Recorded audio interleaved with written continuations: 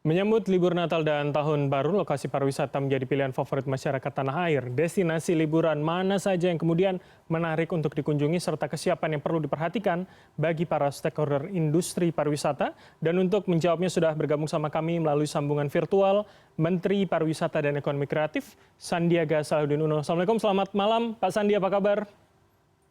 Waalaikumsalam warahmatullahi wabarakatuh, Mas Bram dan CNN. Terima kasih, kabar baik dan semoga semua dalam keadaan sehat. Baik, tentu itu doa bersama, apalagi sudah mau libur panjang tahun baru begitu Pak Sandi. Nah, Pak Sandi, kalau dalam banyak paket berita kami tadi memang banyak tempat wisata, terutama wisata alam yang kemudian ramai sekali pengunjungnya, tapi yang kemudian menjadi hal yang perlu diperhatikan tentu adalah mereka yang ingin sampai di sana ternyata harus bermacet-macet ria dan butuh waktu panjang begitu. Nah, bagaimana kemudian Kementerian Pariwisata melihat hal ini dan juga eh, bagaimana kemudian daerah-daerah yang sudah menjadi prioritas, harapannya nanti bisa lebih maksimal begitu saat tahun baru nanti, Pak Sandi? Baik, jadi mengantisipasi kami sudah mengirimkan surat edaran kepada seluruh kepala dinas di destinasi-destinasi wisata di provinsi, kabupaten, kota untuk mengantisipasi dan memitigasi dan segera mensosialisasi kepada para pengunjung wisatawan bahwa kita harus pastikan untuk setiap destinasi aman, nyaman, dan menyenangkan. Saya garis bawahi aman karena biasanya nanti kalau membludak ini tentunya bisa berpotensi mengundang permasalahan dari segi safety, dari segi keselamatan. Ada beberapa agenda menarik ini ya, misalnya di Taman Wisata Candi di Prambanan akan ada Blessing and Harmony. Ini sudah berlangsung semenjak 23 Desember.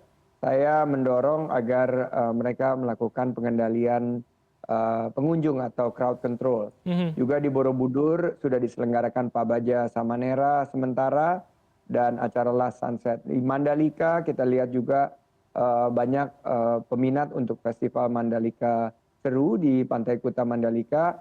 Yang dekat-dekat saja di Jakarta juga ada Taman Mini Indonesia Indah. Baik. Di Taman Mini ini ada One Tree Land dan juga di Ancol ada Wonderfest. Baik. Saya menghimbau semua menjaga dengan betul-betul kewaspadaan karena kita ingin libur Nataru ini berjalan aman, nyaman, lancar, dan menyenangkan. Baik, Pak Sandi, kalau kemudian bicara soal pendekatan safety yang Anda katakan tadi, bagaimana juga soal jaminan dari Kementerian Pariwisata tentunya, untuk kemudian bukan hanya tempat wisata utamanya, karena bicara kepadatan pastikan yang terdampak juga banyak pelaku ekonomi kreatif, banyak pelaku wisata di sekitar lokasi utama begitu yang akhirnya terdampak. Bagaimana jaminan ini juga sampai pada mereka-mereka yang memang ada di sekitar lokasi utama tadi, Pak Sandi? Ya, mereka tentunya harus melihat keamanan yang menjadi prioritas karena kami sudah memberikan surat edaran kepada seluruh pihak agar berlibur pertama karena situasi COVID-19 di luar negeri juga meningkat agar berwisata di Indonesia aja. Dan momen libur Nataru ini momen pertama pasca pandemi di mana kita memperkirakan ada 107 juta pelibur Nataru yang akan bergerak dengan menghasilkan pergerakan wisatawan Nusantara sekitar 200 sampai 250 juta. Nah, oleh karena itu, karena antisipasi membludaknya mulai dari transportasi, akomodasi, maupun destinasi wisata, maka SNI, Standar Nasional Indonesia CHSE atau Cleanliness, Health, Safety, dan Environmental Sustainability ini adalah sebuah protokol yang harus dipatuhi. Sehingga daya tarik wisata dan usaha pariwisata bekerja sama dengan pemerintah daerah harus memastikan keamanan dari masyarakat wisatawan dan kita jaga agar tidak ada potensi kecelakaan yang biasanya terjadi di saat-saat kita lengah karena membludaknya para pengunjung. Baik. Dan ini kita harapkan jangan sampai oleh karena itu semua pihak sekarang.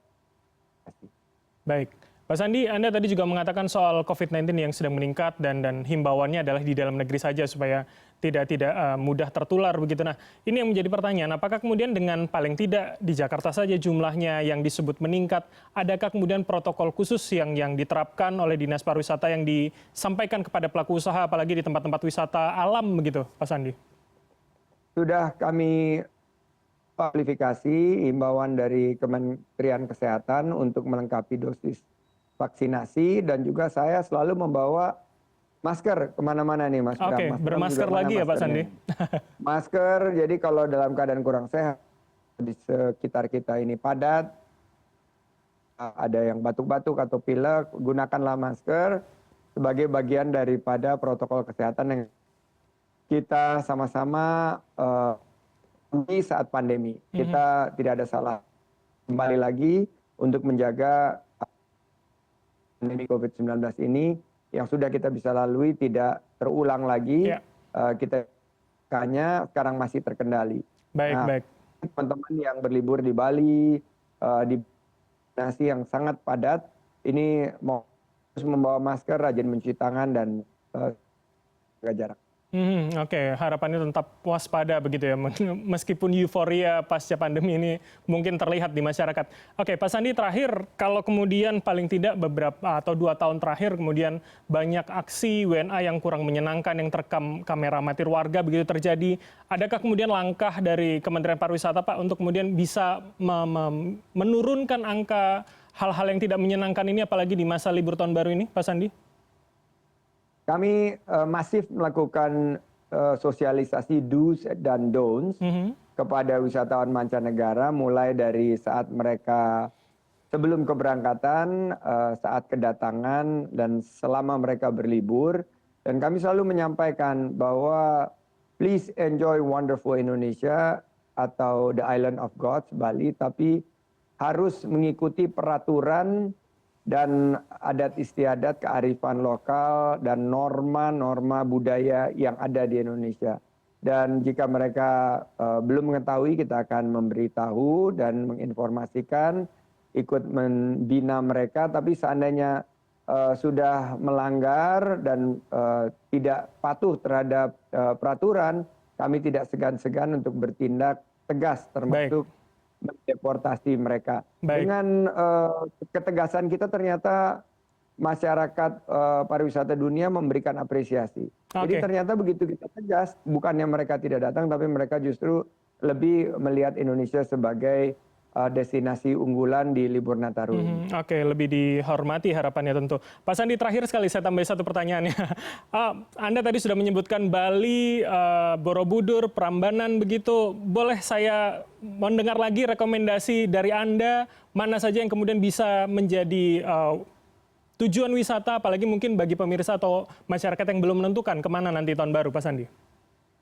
Ya, buat teman-teman, karena kalau belum menentukan, biasanya tiket pesawat sudah habis terpesan, saya memberikan rekomendasi Banten, itu di sekitar Anyer dan Tanjung Lesung masih sangat prospek untuk dikunjungi, banyak desa wisata di sana, juga di Jawa Barat sampai dengan Jawa Tengah yang bisa dijangkau melalui kendaraan darat, kendaraan pribadi. Tapi saya sendiri sudah akan menyambut wisatawan pertama di Pulau Batam, karena ini juga pintu masuk, salah satu dari 3 pintu masuk utama Indonesia selain Soekarno-Hatta dan Ngurah Rai di Bali. Oleh karena itu, teman-teman semua, mari berwisata dengan aman, nyaman, dan menyenangkan, selalu waspada, gunakan protokol CHSE, yaitu kebersihan, kesehatan, keselamatan, dan juga keberlanjutan lingkungan.